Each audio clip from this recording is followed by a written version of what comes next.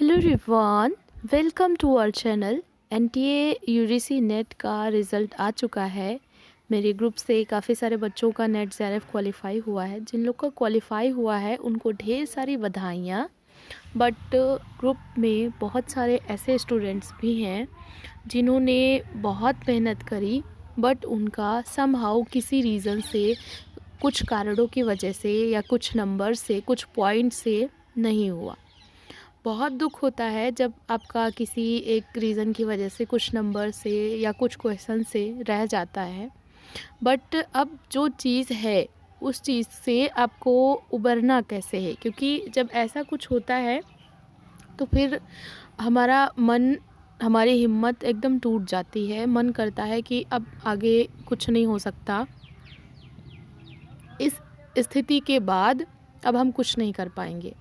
तो ऐसी सोच अगर आपके भी दिमाग में आ रही है तो ये वीडियो आपके लिए है। आप इसको पूरा देखिए और जो मैं बता रही हूँ उन चीज़ों को अप्लाई करिए। आपको अंदर से बहुत ज़्यादा रिलीफ महसूस होगा। देखिए, मैंने सफलता भी देखी है और मैंने असफलता भी देखी है। अगर अच्छा समय रहा है मेरे साथ में तो मेरा स्ट्रगलिंग टाइम भी रहा है। तो मैं अपने एक्सपीरियंस के बेस पे आपको बताऊंगी कि आप ये जो सिचुएशन है इससे कैसे बाहर निकल सकते हैं, खुद को फिर से कैसे मोटिवेट कर सकते हैं, इन चीज़ों को कैसे संभाल सकते हैं, जो परिस्थितियां हैं इनमें आप कैसे और बेहतर कर सकते हैं। तो सिंपल सी बात है कि कोई भी परिस्थिति हो वो हम पर तब तक हावी होती है जब तक हम उस चीज़ से भागने की कोशिश करते हैं। आपके साथ में कोई भी इंसिडेंट हो जाए, आप उससे दूर भागने की कोशिश करो, उसको अवॉइड करने की कोशिश करो। तो जब तक आप उस चीज़ को अवॉइड करोगे तब तक वो आपको उतना ही ज़्यादा मेंटल पेन महसूस करवाएगी। कोई भी चीज़ हो जाए, आप लोगों से भागने की कोशिश कर रहे हो, किसी का सामना नहीं करना चाहते कि कोई मुझसे कुछ पूछे ना, कोई कुछ मुझे बोले ना। तो जब तक आपके अंदर से ये वीकनेस है, आप अवॉइड कर रहे हो, तब तक आप उस सिचुएशन से बाहर नहीं निकल पाओगे। तो पहला जो स्टेप आपको लेना है, आप उस चीज़ को एक्सेप्ट करो। देखिए, बहुत सिंपल सी बात है कि अगर ज़िंदगी है और आप कोई भी काम शुरू कर रहे हो तो उसमें दो ही परिस्थितियां हो सकती हैं, या तो आप सफल होगे या असफल होगे। अब यूजीसी नेट जैसा एग्ज़ाम है तो उसमें जब सिर्फ 6% कैंडिडेट्स को सेलेक्ट किया जाता है तो ऐसी स्थिति में सभी का सिलेक्शन नहीं होता है। आप जैसे सैकड़ों विद्यार्थी हैं, हज़ारों विद्यार्थी हैं जिनका सिलेक्शन नहीं हुआ है। तो इस चीज़ को एक्सेप्ट करिए कि सफलता असफलता ये जीवन में आते जाते रहते हैं। अगर आज आपको असफलता मिली है, इसका मतलब ये नहीं है कि आप आगे नहीं बढ़ पाओगे, आगे कुछ नहीं कर पाओगे। तो ये जो सिचुएशन है इसको एक्सेप्ट कर लीजिए।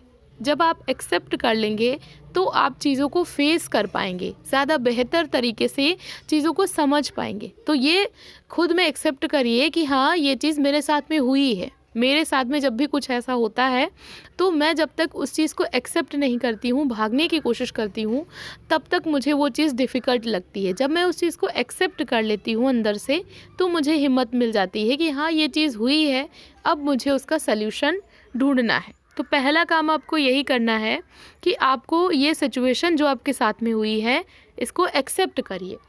दूसरी चीज़, अब आपने इस चीज़ को एक्सेप्ट कर लिया तो अब इसका सल्यूशन क्या है। कोई भी सिचुएशन हो तो जब हमने परिस्थिति को स्वीकार कर लिया कि ये परिस्थिति हमारे साथ में है, तो अब हम सल्यूशन देखने की कोशिश करेंगे।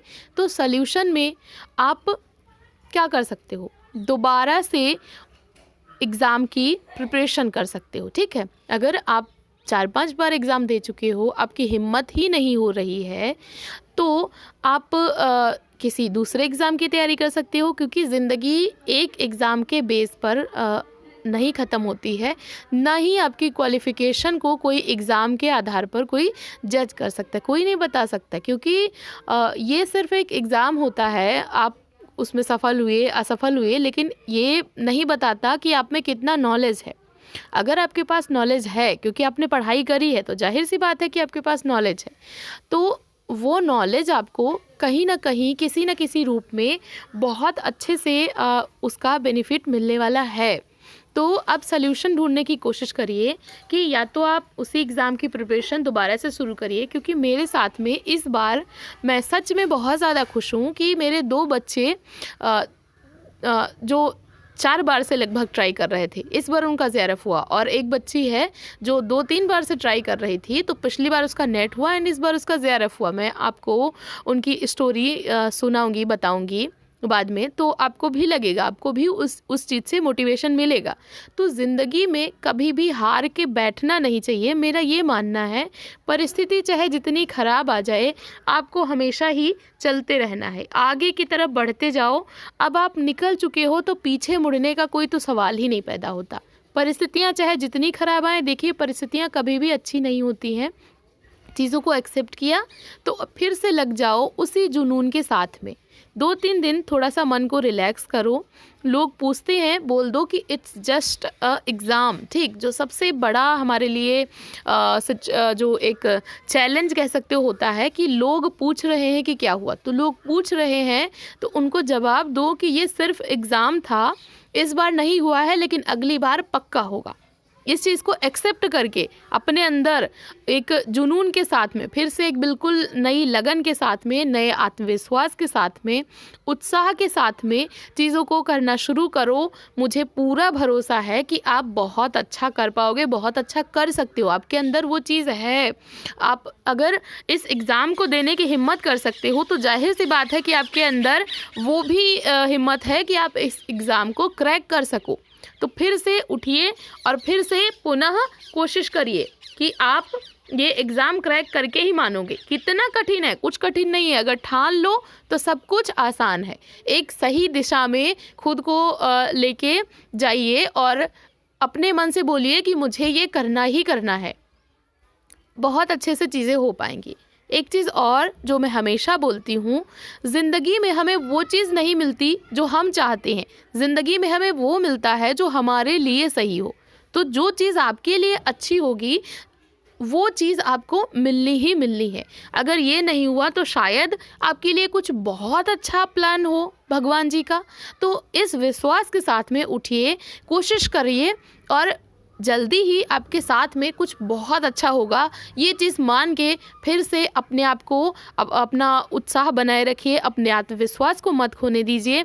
अपने फ्रेंड से बात करिए, अपने पेरेंट्स से बात करिए, क्योंकि यही वो लोग होते हैं जो आपके हर मुश्किल वक्त में आपका साथ देते हैं। तो उन लोगों के साथ रहिए और बाकी जो लोग नेगेटिव बोल रहे हैं उनकी बातों पे बिल्कुल ध्यान मत दीजिए। उनका काम ही है बोलना। आपका क्वालिफाई हो जाता तब वो ये बोलते कि ऐसे तो बहुत सारे क्वालिफाइड पढ़े हैं, ऐसे अब नहीं हुआ है तो बोल रहे हैं कि क्वालिफाई नहीं हुआ। तो ये उनका काम है, बोलने दीजिए। जब आप कुछ बन के उनके सामने जाओ तब उनको जवाब देना, अभी उनको जवाब देने की कोई ज़रूरत नहीं है। ये चीज़ मान के चलिए कि ज़िंदगी में सफलता असफलता लगी ही रहती है। आज असफल हैं तो कल सफल भी होंगे और एक बहुत अच्छे, एक बेहतर तरीके से हम सफल होंगे।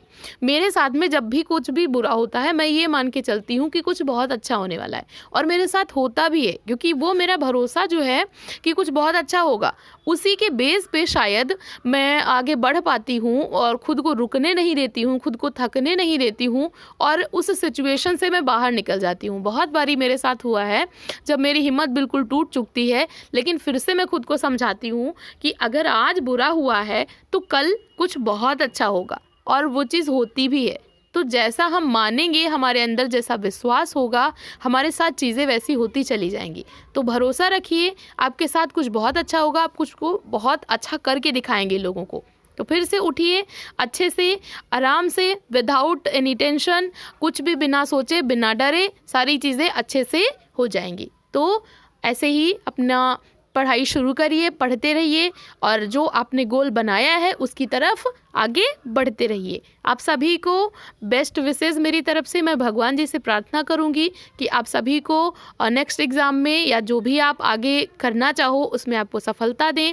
वीडियो देखने के लिए thank you so much. Video पसंद आई है तो उसको लाइक कर दीजिए और जो आपके फ्रेंड्स हैं जो ऐसी सिचुएशन से गुजर रहे हैं उनके साथ में शेयर कर दीजिए, शायद किसी को इससे मोटिवेशन मिल जाए, किसी की हेल्प हो जाए इससे।